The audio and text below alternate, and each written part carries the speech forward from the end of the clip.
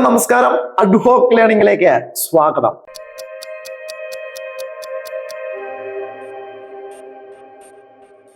ഇന്ത്യയുടെ അടിസ്ഥാന വസ്തുതകളാണ് നമ്മൾ പഠിക്കാൻ പോകുന്നത്. ഏതൊരു മത്സര പരീക്ഷയ്ക്കും ഏറ്റവും പ്രധാനപ്പെട്ടതാണ് ഇന്ത്യ എന്ന് പറയുന്ന രാജ്യത്തിന്റെ അടിസ്ഥാന വസ്തുതകൾ.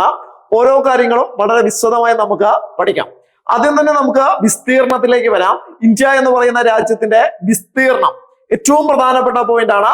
32,87,263 ചതുരശ്ര കിലോമീറ്റർ ആണ് ഇന്ത്യ എന്ന് പറയുന്ന രാജ്യത്തിന്റെ വിസ്തീർണം. അപ്പോൾ ഇന്ത്യയുടെ വിസ്തീർണം വിവിധ മത്സര പരീക്ഷകളിൽ ചോദിച്ചിട്ടുണ്ട്. സംഖ്യകൾ അങ്ങോട്ടും ഇങ്ങോട്ടും എല്ലാം മാറ്റിത്തരും, തെറ്റാതെ പഠിച്ചു വെക്കണം. 32,87,263 ചതുരശ്ര കിലോമീറ്റർ ആണ് ഇന്ത്യ എന്ന് പറയുന്ന രാജ്യത്തിന്റെ വിസ്തീർണം എന്ന് പറയുന്നത്. ലോകരാജ്യങ്ങളുടെ വലുപ്പത്തിന്റെ അടിസ്ഥാനം എടുക്കുകയാണെങ്കിൽ ഇന്ത്യക്ക് 7ാം സ്ഥാനമാണുള്ളത്. ലോകരാജ്യങ്ങളിലെ വലുപ്പത്തിന്റെ അടിസ്ഥാനത്തിൽ ഇന്ത്യയുടെ സ്ഥാനം എന്ന് പറയുന്നത് 7ാം സ്ഥാനമാണ്.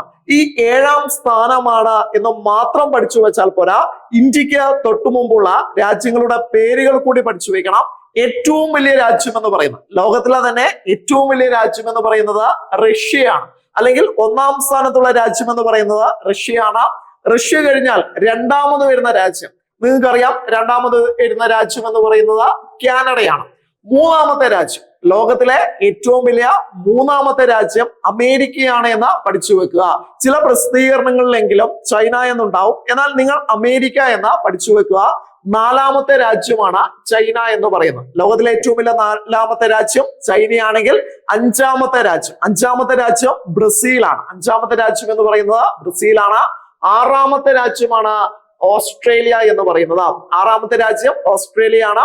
ഓസ്ട്രേലിയയുടെ ചോദ്യം ഇങ്ങനെയായിരിക്കും: ഇന്ത്യക്ക് തൊട്ടു മുമ്പുള്ള ഏറ്റവും വലിയ രാജ്യം ഏതാണ്? ഇന്ത്യ നമുക്കറിയാം, ഇന്ത്യയുടെ സ്ഥാനം എന്ന് പറയുന്നത് 7ാം സ്ഥാനമാണ്. 7ാം സ്ഥാനത്തിന് തൊട്ടു മുമ്പുള്ള രാജ്യം ഏതാണ്? ഉത്തരം 6ാം സ്ഥാനത്തുള്ള ലോകരാജ്യം ഏതെന്നാണ്. അതിന്റെ ആൻസർ ആണ് ഓസ്ട്രേലിയ എന്ന് പറയുന്നത്. അപ്പോൾ 7 ഇന്ത്യയാണ്. 8ാമത്തെ രാജ്യം ഏതാണ്? ചോദ്യം 8ാമത്തെ രാജ്യം ഏതാണ് എന്നായിരിക്കില്ല. ഇന്ത്യക്ക് ശേഷമുള്ള ഏറ്റവും വലിയ ലോകരാജ്യം ഏതാണ്? ഇന്ത്യക്ക് ശേഷമുള്ള ഏറ്റവും വലിയ ലോകരാജ്യമാണ് അർജന്റീന എന്ന് പറയുന്നത്. സാധാരണ രീതിയിൽ 8 രാജ്യങ്ങളുടെ ക്രമമാണ് ഓർത്തു വെക്കേണ്ടത്. എന്നാൽ 9ാമത്തെ രാജ്യം കൂടെ ഓർത്തു വെക്കുക. 9ാമത്തെ രാജ്യമാണ് കസാക്കിസ്ഥാൻ എന്ന് പറയുന്നത്. 9ാമത്തെ രാജ്യം കസാക്കിസ്ഥാൻ ആണ്. 10ാമത്തെ രാജ്യം അൾജീരിയ ആണ്. അൾജീരിയ നമ്മൾ കേട്ടിട്ടുണ്ട്, ഒരു ആഫ്രിക്കൻ രാജ്യമാണ് അൾജീരിയ എന്ന് പറയുന്നത്. ആഫ്രിക്കയിലെ ഏറ്റവും വലിയ രാജ്യം ഏതാണ് എന്ന് ചോദിച്ചാൽ അൾജീരിയ ആണ് ആൻസർ. അപ്പോൾ ഏറ്റവും വലിയ രാജ്യം എന്ന് പറയുന്നത് റഷ്യയാണ്. ഇന്ത്യക്ക് തൊട്ടു മുമ്പുള്ള ഏറ്റവും വലിയ രാജ്യം എന്ന് പറയുന്നത് ഓസ്ട്രേലിയ ആണ്. ഇന്ത്യക്ക് ശേഷമുള്ള ഏറ്റവും വലിയ രാജ്യം അർജന്റീനയാണ്. ഇന്ത്യയുടെ സ്ഥാനം എന്ന് പറയുന്നത് 7ാം സ്ഥാനമാണ് എന്നുള്ള കാര്യം ഓർത്തു വെക്കുക. ഇനിയും ഈ 32,87,263 ചതുരശ്ര കിലോമീറ്റർ ആണ് ഇന്ത്യയുടെ വിസ്തീർണം എന്ന് പറഞ്ഞു. ഇത് ലോകത്തിന്റെ ആകെ വിസ്തീർണത്തിന്റെ, ലോകരാജ്യങ്ങളുടെ ആകെ വിസ്തീർണത്തിന്റെ 2.42%. 2.42% ഇന്ത്യയുടെ വിസ്തീർണം എന്ന് പറയുന്നത്. ഇനിയും ഇന്ത്യയുടെ കര അതിർത്തി എത്രയാണെന്ന് ചോദിക്കുകയാണെങ്കിൽ, പലപ്പോഴും മത്സര പരീക്ഷകളിൽ ചോദിച്ചിട്ടുണ്ട്, ഇന്ത്യയുടെ കര അതിർത്തി എത്രയാണ്? കര അതിർത്തിയാണ് 15,106.7 കിലോമീറ്റർ ആണ്. 15,106.7 കിലോമീറ്റർ ആണ്.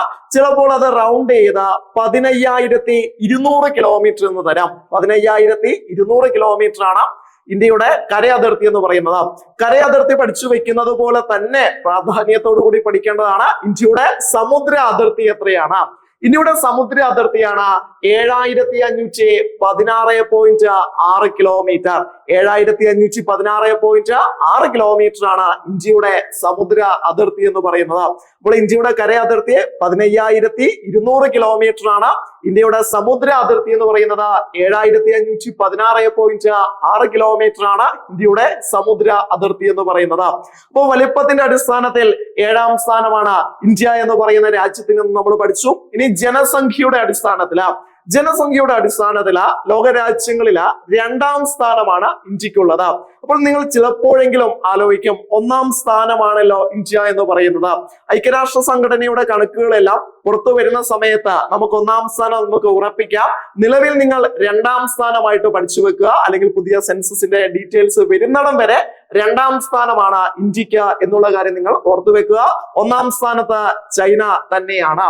ഇനി മറ്റൊരു കാര്യത്തിലേക്ക് പോകുന്ന സമയത്ത് ഇന്ത്യ സ്ഥിതി ചെയ്യുന്നത് ഏഷ്യൻ വൻകരയിലാണ്. ഏഷ്യ ഭൂഖണ്ഡത്തിലെ ഒരു രാജ്യമാണ് ഇന്ത്യ എന്ന് പറയുന്നത്. ഏഷ്യയുടെ തെക്ക് കിഴക്ക് വശത്തായിട്ടാണ് ഏഷ്യ വൻകരയുടെ തെക്ക് കിഴക്ക് വശത്തായിട്ടാണ് ഇന്ത്യ സ്ഥിതി ചെയ്യുന്നത്. ഇന്ത്യ സ്ഥിതി ചെയ്യുന്ന ഒരു ഭൂപ്രദേശത്തെ വിളിക്കുന്ന പേരാണ് ഇന്ത്യൻ ഉപഭൂഖണ്ഡം എന്ന് പറയുന്നത്, ഇന്ത്യൻ സബ് കോണ്ടിനെന്റ് എന്ന് പറയുന്നത്. ഇന്ത്യൻ സബ് കോണ്ടിനെന്റിലെ ഏറ്റവും വലിയ രാജ്യമാണ്, ഇന്ത്യൻ ഉപഭൂഖണ്ഡത്തിലെ ഏറ്റവും വലിയ രാജ്യമാണ് ഇന്ത്യ എന്ന് പറയുന്നത്. ഇന്ത്യൻ ഉപഭൂഖണ്ഡത്തിലെ ഏറ്റവും ജനസംഖ്യ കൂടിയ രാജ്യം ഇന്ത്യയാണ്. ഇന്ത്യൻ ഉപഭൂഖണ്ഡത്തിലെ ഏറ്റവും ജനസംഖ്യ കുറഞ്ഞ രാജ്യം മാലദ്വീപാണ്. ഇനിയും ഇന്ത്യൻ ഉപഭൂഖണ്ഡത്തിലെ ഏറ്റവും ചെറിയ രാജ്യം ചോദിച്ചാലും അതിന്റെ ആൻസറും ഇത് തന്നെയാണ്, മാലദ്വീപ് തന്നെയാണ്. ഇന്ത്യൻ ഉപഭൂഖണ്ഡത്തിന്റെ ഏകദേശം തെക്കുവശത്തായിട്ടാണ് ഇന്ത്യ സ്ഥിതി ചെയ്യുന്നത് എന്നുള്ള കാര്യം ഓർത്തു വെക്കുക. ഇനിയും ഇന്ത്യയുടെ സ്ഥാനത്തിലേക്ക് വരുന്ന സമയത്ത് സ്ഥാനം എന്ന് പറയുന്നത് അക്ഷാംശ രേഖാംശ രേഖകളാണ്. ഇന്ത്യയുടെ സ്ഥാനം എന്ന് പറയുന്ന സമയത്ത് ഇന്ത്യ പൂർണ്ണമായിട്ടും ഉത്തരാർദ്ധഗോളത്തിലെ ഒരു രാജ്യമാണ് ഇന്ത്യ എന്ന് പറയുന്നത്. അതുകൊണ്ട് ഇന്ത്യയുടെ അക്ഷാംശം നമ്മൾ എപ്പോഴും എഴുതുമ്പോൾ 8 ഡിഗ്രി 4 മിനിറ്റ് നോർത്ത് മുതൽ, അതായത് കന്യാകുമാരിയിലൂടെ, ഇതാണ് കന്യാകുമാരിയിലൂടെ പാസ് ചെയ്യുന്ന ലാറ്റിറ്റ്യൂഡ് എന്ന് പറയുന്നത് 8 ഡിഗ്രി 4 മിനിറ്റ് നോർത്ത് ആണ്. 8 ഡിഗ്രി 4 മിനിറ്റ് നോർത്ത് മുതൽ 37 ഡിഗ്രി 6 മിനിറ്റ് നോർത്ത് വരെ, 37 ഡിഗ്രി 6 മിനിറ്റ് നോർത്ത് വരെയാണ് ഇന്ത്യയുടെ അക്ഷാംശം എന്ന് പറയുന്നത്. ഇവിടെ നമ്മൾ എന്തുകൊണ്ടാണ് നോർത്ത് എന്ന് പറയുന്ന വാക്ക് ഉപയോഗിച്ചത്? ഇന്ത്യ ഉത്തരാർദ്ധഗോളത്തിലെ ഒരു രാജ്യമായതുകൊണ്ടാണ് നോർത്ത് എന്ന് പറയുന്ന വാക്ക് ഉപയോഗിച്ചത്. അല്ലെങ്കിൽ ഭൂമധ്യരേഖയ്ക്ക് വടക്ക് വശത്തായിട്ടാണ് ഇന്ത്യയുടെ സ്ഥാനം എന്നതുകൊണ്ടാണ് നോർത്ത് എന്ന് പറയുന്ന വാക്ക് ഉപയോഗിച്ചത്. ഇനിയും ഇന്ത്യയുടെ രേഖാംശം എത്രയാണ്? 68 ഡിഗ്രി 7 മിനിറ്റ് ഈസ്റ്റ് മുതൽ ഈ കടന്നു പോകുന്ന രേഖാംശമാണ് 68 ഡിഗ്രി 7 മിനിറ്റ് ഈസ്റ്റ് എന്ന് പറയുന്നത്. എവിടെ മുതൽ ഈ രേഖാംശം വരെയാണ് 97 ഡിഗ്രി 25 മിനിറ്റ് ഈസ്റ്റ് വരെയാണ് ഇന്ത്യയുടെ രേഖാംശം എന്ന് പറയുന്നത്. ഇവിടെ നമ്മൾ ഉപയോഗിച്ച വാക്ക് ഈസ്റ്റ്, കിഴക്ക് അല്ലെങ്കിൽ പൂർവ്വരേഖാംശം എന്നാണ്. എന്തുകൊണ്ടാണ് പൂർവ്വരേഖാംശം എന്ന വാക്ക് ഉപയോഗിച്ചത്? ഇന്ത്യ സ്ഥിതി ചെയ്യുന്നത് ഗ്രീനിച്ച് രേഖയുടെ കിഴക്ക് വശത്തായിട്ടാണ്. ഇന്ത്യ സ്ഥിതി ചെയ്യുന്നത് ഗ്രീനിച്ച് രേഖയുടെ കിഴക്ക് വശത്തായിട്ടായതുകൊണ്ടാണ് നമ്മൾ ഇവിടെ കിഴക്ക് എന്ന് പറയുന്ന വാക്ക് ഉപയോഗിച്ചത്. ഇനിയും ഇന്ത്യയുടെ അക്ഷാംശ വ്യാപ്തി എത്രയാണ്? മുൻകാല ചോദ്യം തന്നെയാണ്. അക്ഷാംശ വ്യാപ്തി എന്ന് പറഞ്ഞിട്ടുണ്ടെങ്കിൽ 8 ഡിഗ്രി മുതൽ 37 ഡിഗ്രി വരെയുള്ള വ്യത്യാസമാണ് ഏകദേശം 30 ഡിഗ്രിയാണ്. അങ്ങനെ തന്നെയാണ് എക്സാമിന് പറഞ്ഞത്. ഏകദേശം എത്രയാണ്? ഏകദേശം അക്ഷാംശ വ്യാപ്തി എന്ന് പറയുന്നത് 30 ഡിഗ്രിയാണ്. രേഖാംശ വ്യാപ്തി എങ്ങനെ നോക്കണം? 68നും 97നും മധ്യേയുള്ളത്, അല്ലെങ്കിൽ അതിന്റെ വ്യത്യാസമാണ് രേഖാംശ വ്യാപ്തി എന്ന് പറയുന്നത്. എത്രയാണ് രേഖാംശ വ്യാപ്തി? 30 ഡിഗ്രിയാണ്. അപ്പോൾ ചേർത്ത് വെച്ച് പഠിക്കണം. ഇന്ത്യയുടെ അക്ഷാംശ വ്യാപ്തിയും ഇന്ത്യയുടെ രേഖാംശ വ്യാപ്തിയും എത്രയാണ്? 30 ഡിഗ്രി വീതമാണ് ഇന്ത്യയുടെ അക്ഷാംശ വ്യാപ്തിയും രേഖാംശ വ്യാപ്തിയും എന്ന് പറയുന്നത്. ഇനിയും ഇന്ത്യയിലൂടെ കടന്നു പോകുന്ന പ്രധാന അക്ഷാംശ രേഖ ഏതാണ്? ഒരുപാട് അക്ഷാംശ രേഖകളുണ്ട് അല്ലെ. ഏകദേശം 30ഓളം അക്ഷാംശ രേഖകൾ ഇന്ത്യയിലൂടെ കടന്നു പോകുന്നുണ്ട്. എന്നാൽ ഇന്ത്യയുടെ കടന്നു പോകുന്ന പ്രധാനപ്പെട്ട അക്ഷാംശ രേഖ, ഏകദേശം ഇന്ത്യയുടെ മധ്യഭാഗത്തൂടെ കടന്നു പോകുന്ന ഈ അക്ഷാംശ രേഖ, ഇത് 23.5 ഡിഗ്രി വടക്ക് അക്ഷാംശ രേഖയാണ്. ഇതിന് നമ്മൾ ഒരു പേര് പറയും, ഉത്തരായന രേഖ. ട്രോപ്പിക് ഓഫ് ക്യാൻസർ എന്ന് പറയും. ഇന്ത്യയിലൂടെ കടന്നു പോകുന്ന പ്രധാന അക്ഷാംശ രേഖയാണ് ഉത്തരായന രേഖ. ഉത്തരായന രേഖ കടന്നു പോകുന്ന ഇന്ത്യൻ സംസ്ഥാനങ്ങളുടെ എണ്ണം എന്ന് പറയുന്നത് 8 സംസ്ഥാനങ്ങളാണ്. ഇന്ത്യയിലെ 8 സംസ്ഥാനങ്ങളിലൂടെയാണ് ഉത്തരായന രേഖ കടന്നു പോകുന്നത്.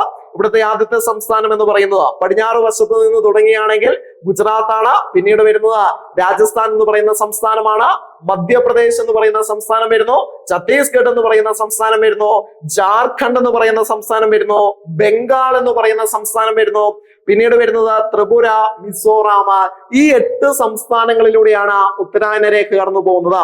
ഉത്തരായന രേഖ ഏറ്റവും കൂടുതൽ ദൂരം സഞ്ചരിക്കുന്ന ഇന്ത്യൻ സംസ്ഥാനം എന്ന് പറയുന്നത് മധ്യപ്രദേശ് ആണ്.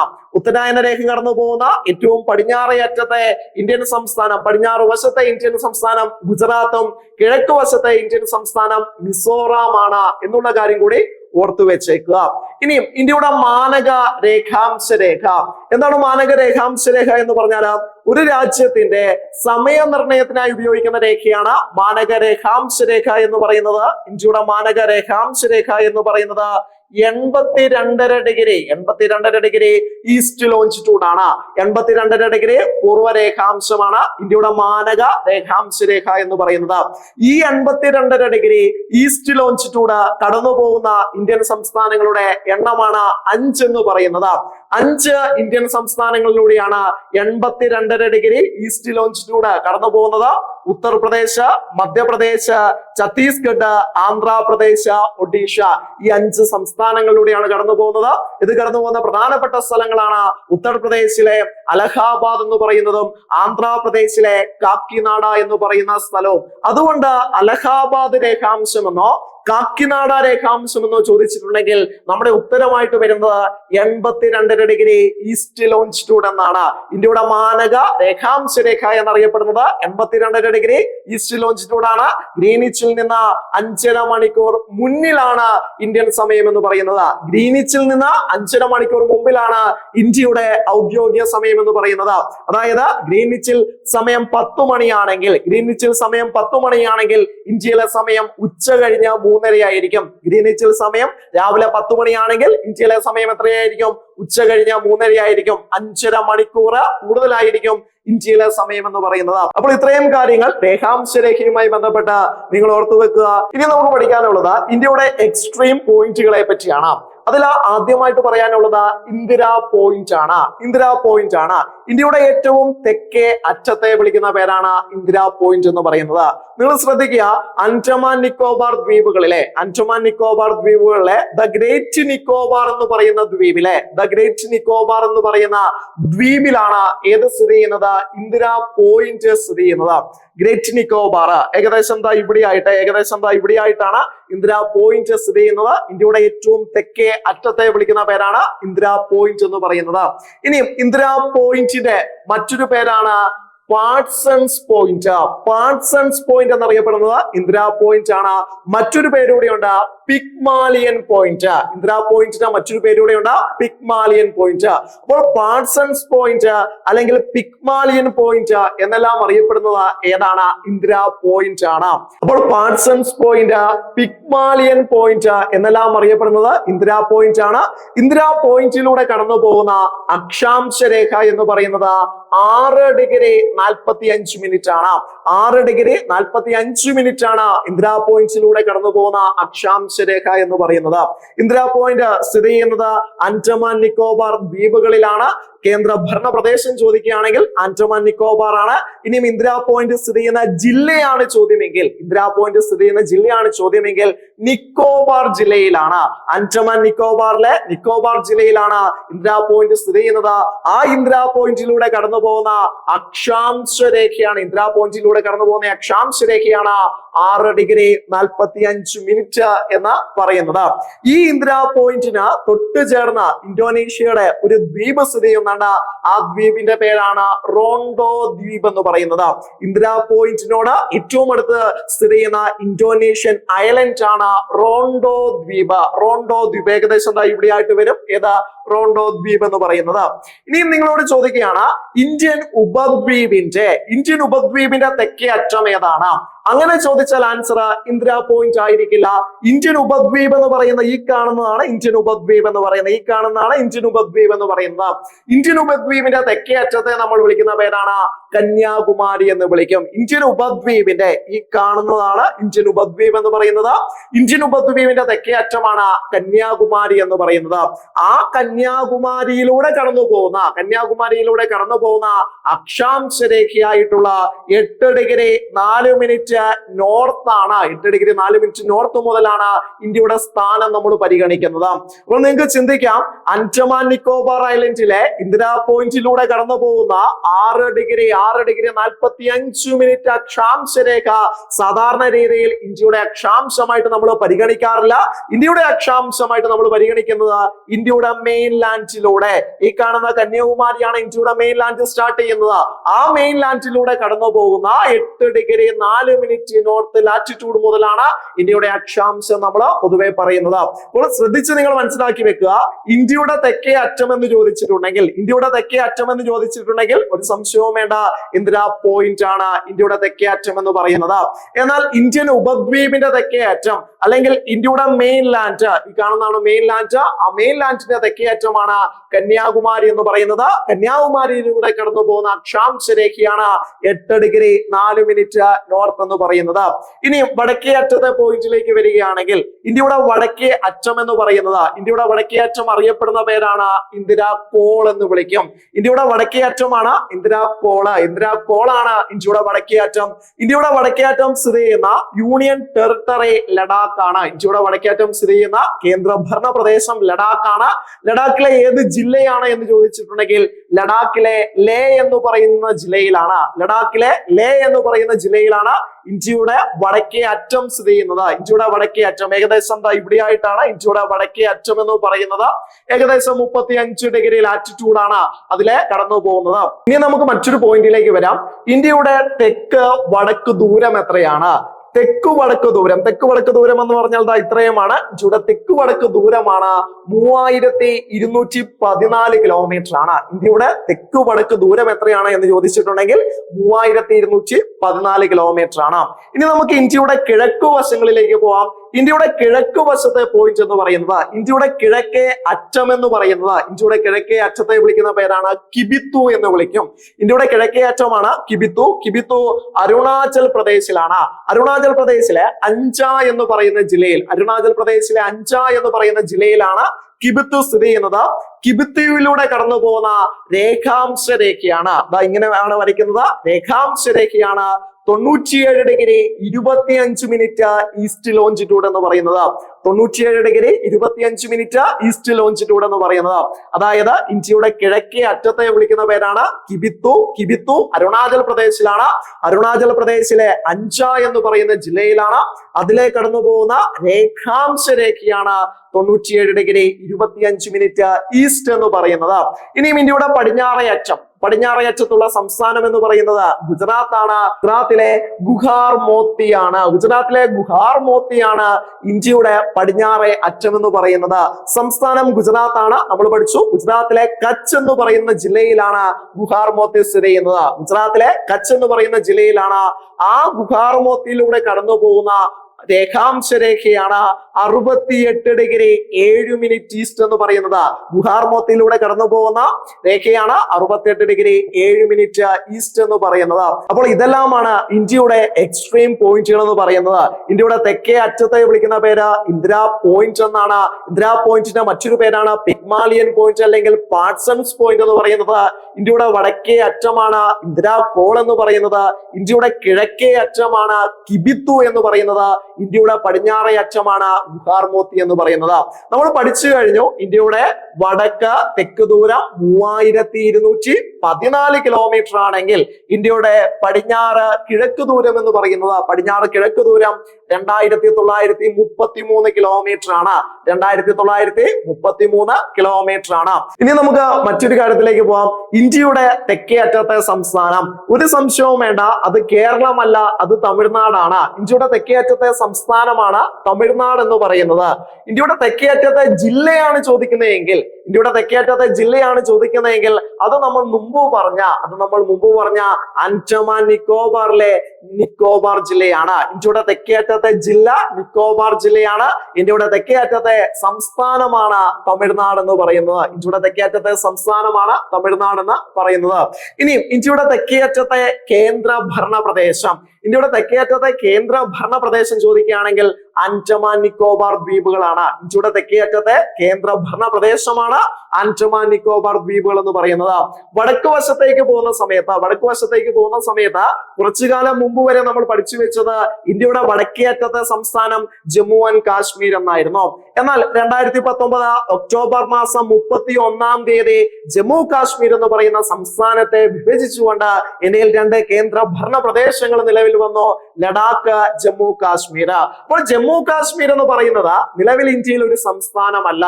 അപ്പോൾ ഇന്ത്യയിലെ ഏറ്റവും വടക്കേറ്റത്തെ സംസ്ഥാനം ഏതാണ്? ഹിമാചൽ പ്രദേശ് ആണ്. ഇന്ത്യയുടെ ഏറ്റവും വടക്കേറ്റത്തെ സംസ്ഥാനം ചോദിക്കുകയാണെങ്കിൽ ഹിമാചൽ പ്രദേശ് ആണ്. എന്നാൽ ഇന്ത്യയിലെ ഏറ്റവും വടക്കേറ്റത്തെ കേന്ദ്ര ഭരണ പ്രദേശം ചോദിക്കുകയാണെങ്കിൽ അത് ലഡാക്ക് ആണ്. ഇന്ത്യയിലെ ഏറ്റവും വടക്കേറ്റത്തെ കേന്ദ്ര ഭരണ പ്രദേശമാണ് ചോദ്യമെങ്കിൽ അത് ലഡാക്ക് ആണ്. ഇന്ത്യയിൽ നിലവിലെ സാഹചര്യത്തിൽ ഇന്ത്യയിൽ 28 സ്റ്റേറ്റുകളാണുള്ളത്. 28 സംസ്ഥാനങ്ങളും 8 കേന്ദ്ര ഭരണ പ്രദേശങ്ങളുമാണ് ഇന്ത്യയിലുള്ളത്. ഇന്ത്യയിലെ ഏറ്റവും അവസാനമായി നിലവിൽ വന്ന കേന്ദ്ര ഭരണ പ്രദേശമാണ് ദാദ്ര നഗർ ഹവേലി ആൻഡ് ദാമൻ ദിയു എന്ന് പറയുന്നത്. ഇന്ത്യയിലെ ഏറ്റവും അവസാനമായി നിലവിൽ വന്ന കേന്ദ്ര ഭരണ പ്രദേശം ദാദ്ര നഗർ ഹവേലി ആൻഡ് ദാമൻ ദിയു എന്ന് പറയുന്ന കേന്ദ്ര ഭരണ പ്രദേശമാണ്. 2020 ജനുവരി മാസം 26 തീയതിയാണ് ദാദ്ര നഗർ ഹവേലി ആൻഡ് ദാമൻ ദിയു എന്ന് പറയുന്ന കേന്ദ്ര ഭരണ പ്രദേശം ഇന്ത്യയിൽ നിലവിൽ വന്നത്. ഈ കേന്ദ്ര ഭരണ പ്രദേശം ബോംബെ ഹൈക്കോടതിയുടെ കീഴിലാണ്. നിങ്ങൾക്കറിയാം ലക്ഷദ്വീപ് ഒരു യൂണിയൻ ടെറിട്ടറിയാണ്. ലക്ഷദ്വീപ് കേരള ഹൈക്കോടതിയുടെ കീഴിലാണ്. അതോടൊപ്പം തന്നെ ചേർത്ത് വെച്ച് പഠിക്കണം ആൻഡമാൻ നിക്കോബാർ ദ്വീപുകള് ഏത് ഹൈക്കോടതിയുടെ കീഴിലാണ് എന്ന് ചോദിച്ചാൽ കൊൽക്കത്ത ഹൈക്കോടതിയുടെ കീഴിലാണ്. ആൻഡമാൻ നിക്കോബാർ ദ്വീപുകൾ ഏത് ഹൈക്കോടതിയുടെ കീഴിലാണ് എന്ന് ചോദിച്ചാൽ കൊൽക്കത്ത ഹൈക്കോടതിയുടെ കീഴിലാണ്. ലക്ഷദ്വീപ് ഏത് ഹൈക്കോടതിയുടെ കീഴിലാണ്? കേരള ഹൈക്കോടതിയുടെ കീഴിലാണ്. ഇന്ത്യയിലെ ഏറ്റവും അവസാനമായി നിലവിൽ വന്ന കേന്ദ്ര ഭരണ പ്രദേശമായ ദാദ്ര നഗർ ഹവേലി ആൻഡ് ദാമൻ ദിയു ഏത് ഹൈക്കോടതിയുടെ കീഴിലാണ് എന്ന് ചോദിച്ചിട്ടുണ്ടെങ്കിൽ അത് ബോംബെ ഹൈക്കോടതിയുടെ കീഴിലാണ്. അപ്പോൾ നമ്മൾ പഠിച്ചുകൊണ്ടിരിക്കുന്നത് ഇന്ത്യയിലെ അടിസ്ഥാന വസ്തുതകളെ പറ്റിയാണ്. കുറച്ചുകൂടെ കാര്യങ്ങൾ നമുക്ക് പഠിക്കാനുണ്ട്. അത് നമുക്ക് അടുത്ത ക്ലാസ്സിൽ പഠിക്കാം.